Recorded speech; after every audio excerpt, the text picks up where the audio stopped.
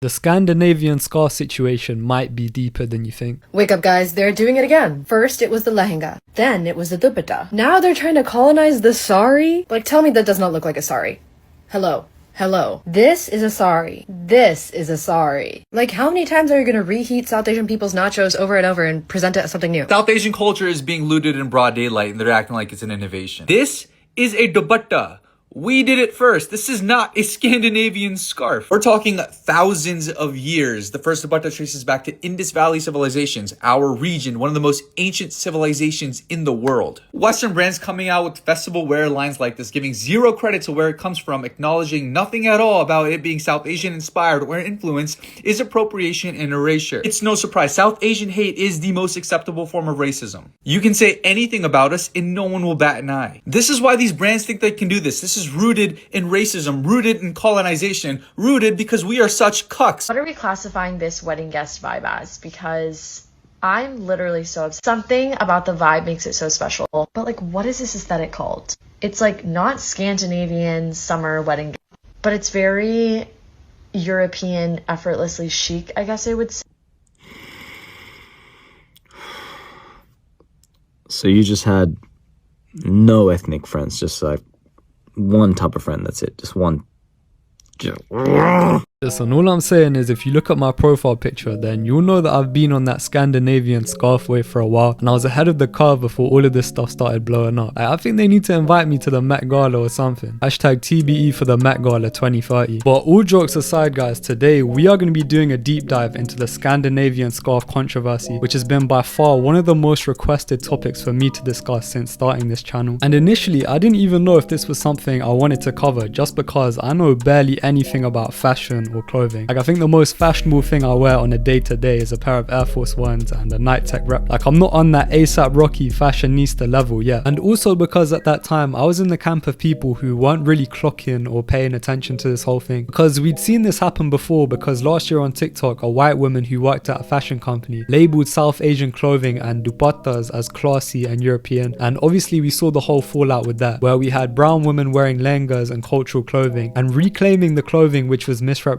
as Scandinavian, and even some of the mandem were getting involved too by wearing kurtas and calling it a Viking look. And that whole situation kind of came and went, but it was brought back to light in April of this year, and it was actually my guy Shiv, also known as Air Force Ones of the Met Gala on Instagram, who told me about this situation when it was going on. And he actually alerted me to the fact that this is a bit deeper than just some white girl on TikTok calling cultural clothing Scandinavian. And he actually helped with the research on this video, and he even wrote an entire research paper on this subject, which I'm going to link down below in the description. And I know I'm very late to the party when it comes to looking at this topic, and quite a few creators have already made a video on this, which I'm going to put on screen here. And obviously the elephant in the room here is that I'm probably the first male creator to cover this topic, and I'm not trying to get put into one of those why would a man be there type of TikToks, like I'm using the Stairmaster at the gym or something. And one of the comments asking me to make this video even addressed this when she said, "I know you're a guy, but can you make a video about white people stealing Indian clothing and naming them as Scandinavian?" And this is probably one of the top 5 funniest comments I've received on a video, because she's basically saying, I know you're a man and you probably won't understand half of this stuff, but can you just make the video anyway? But listen, asking you will receive, because the video is here and I feel like I can still bring some good points and analysis to the table. But before we get into this video guys, make sure you like and comment, because it makes a massive difference as to how the video performs in the algorithm. Now, the controversy in April mainly stemmed from multiple Western fast fashion companies marketing products which had been appropriated from South Asian culture. In 2025, the company Reformation released a blouse and skirt set that closely resembled a lehenga. Opoli marketed a convertible maxi gown that looked similar to a sharara, which is a Pakistani and Indian ensemble, while H&M offered a long camisole with trousers that many South Asian consumers recognize as a shalwar kameez. And as I'm recording this video, apparently there's this whole situation with Shein doing a similar thing as well. And these were all kind of back to back at the same time, like it was some sort of psyop. And this set the internet alight, and if you were in South Asian internet spaces at that point in April,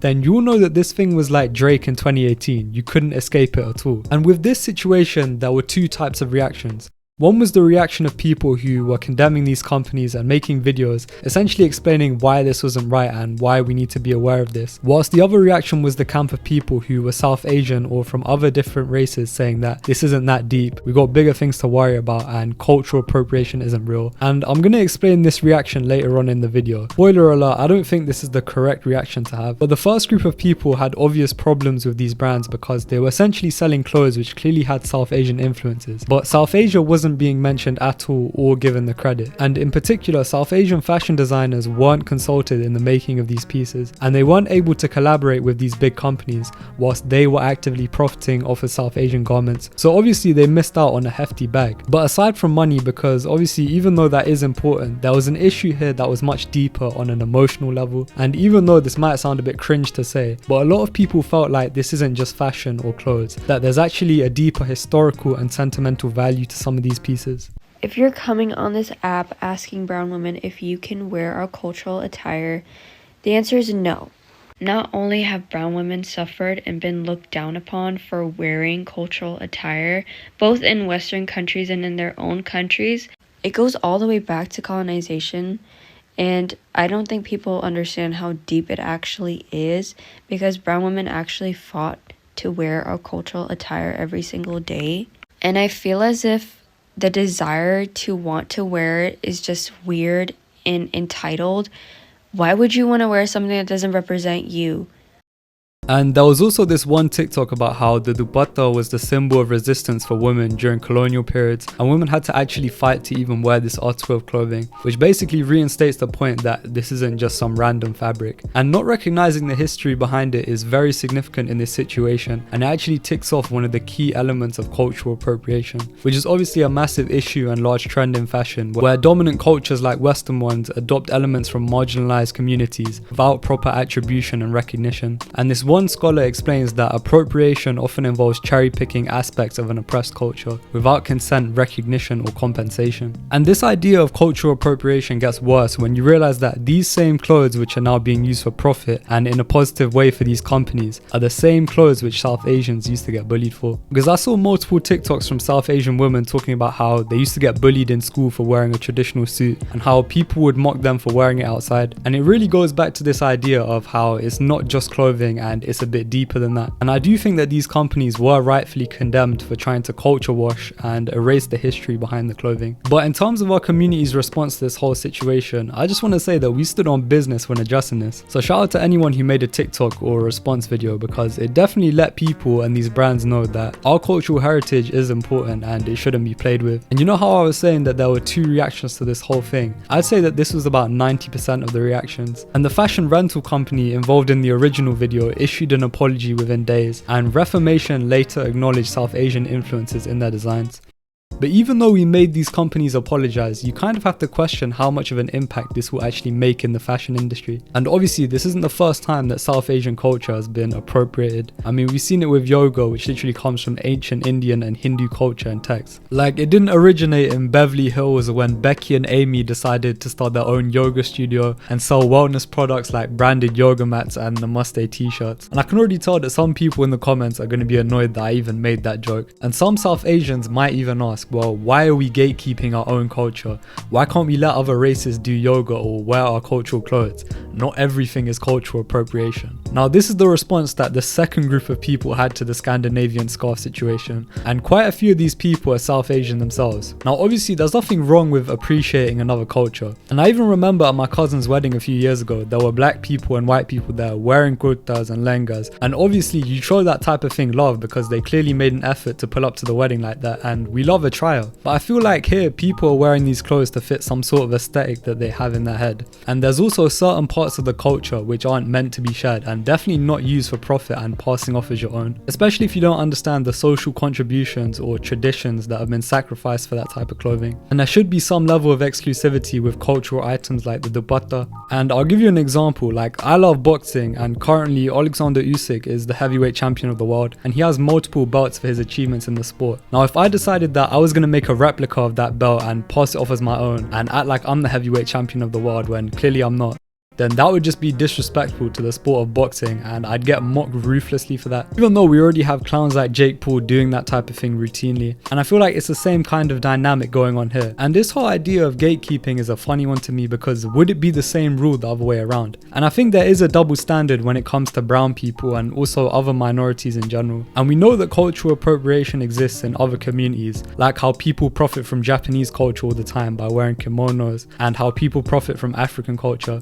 Even J. Cole said in one of his songs, "I done seen too many white people in the shikis stop." And with South Asian culture, it looks like the same thing is going on. Like someone might say, "I done seen too many white girls in a lenga stop" in a song soon. But outside of just clothing, the double standard goes much deeper. And we all know that there is a rise in hate towards browns on the internet. And I feel like it is something that I try to cover on the channel. But every day it just seems like there's something new to cover, and there's another aspect of racism which I see. But I did want to talk about this one video I saw the other day, where basically there are a group of Indian people partying in the street or doing something rowdy in public, which isn't something that I advocate for, obviously. But the comments were onto them, and we saw the usual kick them out, deport, Brexit means Brexit, and all of that. Then they played a video of some white people in the car park doing donuts and moving mad, and the comments were like, "That's the frat bro way, young and reckless, miss those days, Alpha Sigma YY on top," or something along those lines. I don't know how those American frats work, but it was just confusing seeing how one of the groups was criticized for acting rowdy whilst the other group wasn't. And don't get it twisted, I do not support people who like to act out in public and don't have any civic sense.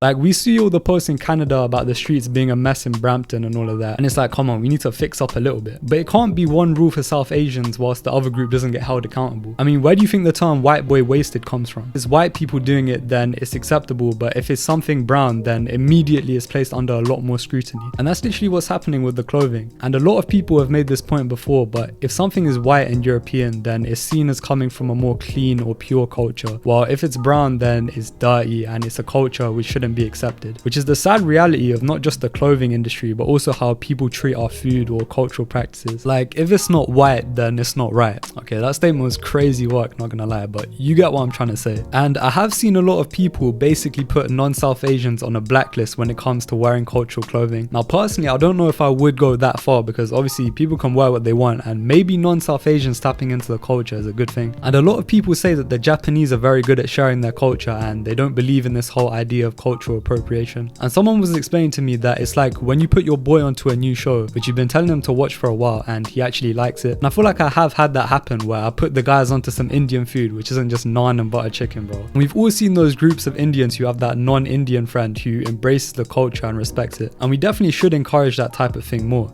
But the issue is when you're trying to profit from that or make it an aesthetic which you feel as though you're entitled to pass off as your own. And that's where it becomes an issue, and I feel like that's where people are drawing the line in our community, and why this situation was deeper than just some clothing for some people. But what do you guys think? Is this situation deeper than just clothing? Is there some form of appropriation or double standard going on towards South Asian people? I'd love to hear what you guys think in the comment section. Also, please comment any topics or types of videos you guys want to see next, and please like the video to help the video's performance in the YouTube algorithm. And shout out to the Patreons on the TBE Patreon page. If you guys do want to show some extra support, then the link will be down below. Appreciate the support, more classics on the way. Safe.